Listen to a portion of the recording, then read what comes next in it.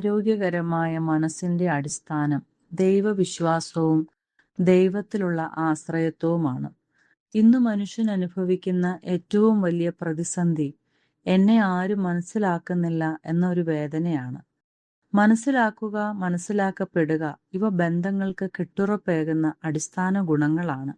മറ്റുള്ളവരാൽ മനസ്സിലാക്കപ്പെടാതെ പോകുന്നതാണ് മിക്ക മനുഷ്യരുടെയും മനോവിഷമം. ദൈവം തന്നിൽ ആശ്രയിക്കുന്നവർക്ക് പ്രത്യാശയും സുരക്ഷിതത്വവും വീണ്ടെടുപ്പും നൽകുന്നവനാണ്. ശാന്തമായ ഒരു ഗാനം മനസ്സിന് കുളിർമ പകരും പോലെ അനുദിന പ്രാർത്ഥന ഓരോ ദിവസത്തെയും സ്വസ്ഥമാക്കുന്ന ശക്തിയാണ്.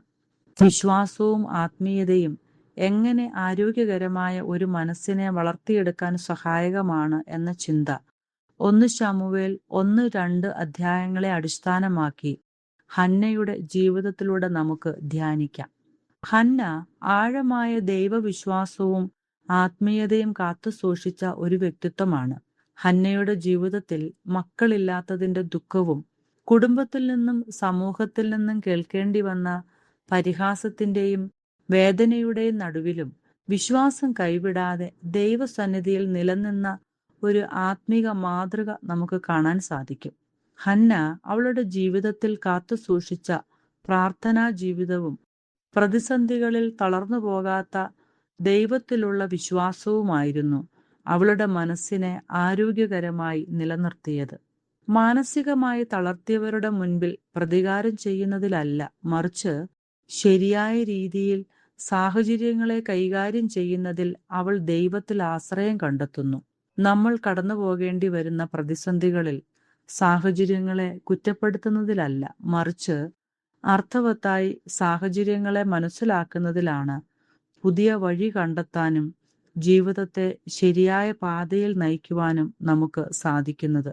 ജീവിതത്തിൽ ഉണ്ടായ പ്രശ്നങ്ങളിൽ ഹന്ന ദൈവത്തോട് തുറന്നു സംസാരിക്കുന്നു. അത് അവളുടെ പ്രാർത്ഥനയായിരുന്നു. ഹന്നയുടെ എല്ലാ അനുദിന ഇടപാടുകളിലും ആത്മീക അനുഭവം പ്രകടമായിരുന്നു. അതായത് അവളുടേതാകുന്ന എല്ലാ ഉത്തരവാദിത്തങ്ങളും കൃത്യതയോടെ നിർവഹിക്കുന്നതിൽ അവൾ വിശ്വസ്തയായിരുന്നു. പതിവ് പോലെ ദേവാലയത്തിൽ പോകുന്നതിനും കുടുംബകാര്യങ്ങൾ കൃത്യമായി നിർവഹിക്കുന്നതിലും അവൾ വിശ്വസ്തയായിരുന്നു. മറ്റൊരർത്ഥത്തിൽ പറയുമ്പോൾ അതിഭയങ്കരമായ പരിഹാസത്തിന്റെ വാക്കുകൾ മനസ്സിനെ മുറിപ്പെടുത്തിയപ്പോഴും ദുഃഖത്തിലും വേദനയിലും നിരാശയിൽ തുടരാതെ സമാധാനത്തോടെ അവൾ ജീവിതം നയിച്ചു. ഹന്ന ദൈവശബ്ദം കേൾക്കുന്നതിനും അതനുസരിക്കുന്നതിനും അവളുടെ ജീവിതത്തെ സമർപ്പണത്തോടെ നയിക്കുന്നു. ദൈവഹിതപ്രകാരം തന്നെ ലഭിച്ച പൈതലിനെ ഹന്ന ദൈവസന്നിധിയിൽ സമർപ്പിക്കുന്നു. ദൈവസന്നിധിയിൽ നാം എടുക്കുന്ന തീരുമാനങ്ങൾ വിശ്വസ്തയോടെ പാലിക്കാനുള്ളതാണ്. സാഹചര്യങ്ങൾക്കും താല്പര്യങ്ങൾക്കും അനുസരിച്ച് മാറ്റപ്പെടുന്നതല്ല. ഹന്ന അവളുടെ കുടുംബത്തിലും സമൂഹത്തിലും മാതൃകയുള്ളവളും തലമുറകൾക്ക് മാതൃക പകർന്നു കൊടുത്തവളുമായിരുന്നു. കത്തിക്കൊണ്ടിരിക്കുന്ന ഒരു വലിയ മെഴുകുതിരിയിൽ നിന്നും അല്പം തീ പകർന്നു കിട്ടിയാൽ അടുത്തു നിൽക്കുന്ന ചെറുതിരികളും ജ്വലിച്ചു പ്രകാശിക്കും. അത് ചുറ്റുപാടുകൾക്ക് വെളിച്ചം പകരുന്നതിന് മുഖാന്തരമാകുന്നു.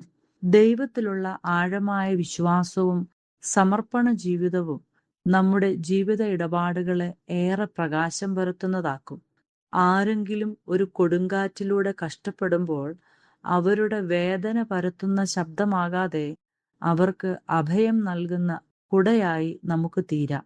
അർത്ഥവത്തായ ജീവിത ഇടപാടുകളിലൂടെ വെളിപ്പെടുന്ന ആത്മീയത നമ്മുടെ വിശ്വാസ ജീവിതത്തെ കരുത്തുറ്റതാക്കുന്നതും നമ്മുടെ മനസ്സിനെ ആരോഗ്യത്തോടെ നിലനിർത്തുന്നതിനും സഹായകമാണ്.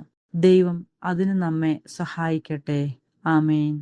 ഞങ്ങളെ വിളിക്കുവാൻ ആഗ്രഹിക്കുന്നുവെങ്കിൽ 0988-22-1957 എന്ന നമ്പർ ഉപയോഗിക്കുക.